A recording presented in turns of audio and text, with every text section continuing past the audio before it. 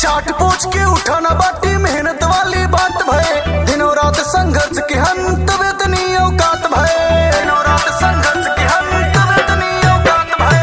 चाट पूछ के उठाना बाटी मेहनत वाली बात भय, दिनों रात संघर्ष के अंत वेतनी औकात भय, वेतनी औकात भय। किस्मत लिखिन बदलिन समैया जी, किस्मत लिखिन खुद के बदलिन समैया जी। चर्चा चलत बाटे आवत है भैया जी, आमिर चौधरी अपने वे भैया जी, अतीउल्लाह खान अपने वे भैया जी। आमिर चौधरी जी के साथ कंधे से कंधा मिला के चल पड़े हैं हैदर खान जी, मॉडर्न खान जी, जैनुल खान जी, अफसर खान जी, सद्दाम खान जी, परवेज खान जी, मोनू खान जी, नसीम खान जी, अरबाज खान जी, गोदानू खान जी, अफरोज खान जी, फरीद खान जी, सैयद अली जी, अजगर खान जी, मेहजर खान जी। तो भाइयों बहनों याद रखें, इस बार गुलरिया पकड़ी नंदलाल से अपना बीडीसी सिर्फ और सिर्फ आमिर चौधरी को बनाना है।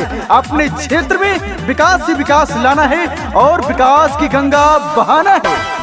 आमिर चौधरी अब की बीडीसी बन जाएंगे, अतीउल्लाह खान प्रधान बन के आएंगे, अतीउल्लाह खान प्रधान बन के आएंगे।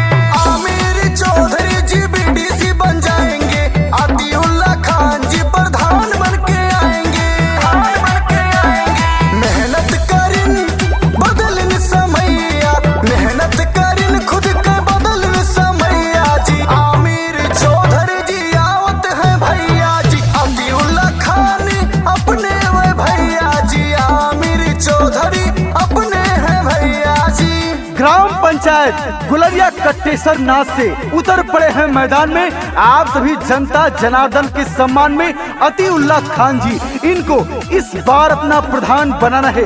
गुलरिया कट्टेसर नाथ में विकास ही विकास लाना है और विकास की गंगा बहाना है।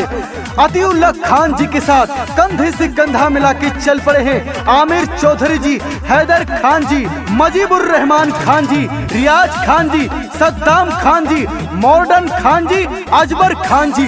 तो भाइयों बहनों याद रखें, इस बार किसी के झांसे किसी के बहकावे में नहीं आना है। गुलरिया कट्टेसर नाथ से अपना प्रधान सिर्फ और सिर्फ अतीउल्लाह खान जी को बनाना है और अपने क्षेत्र में विकास ही विकास लाना है।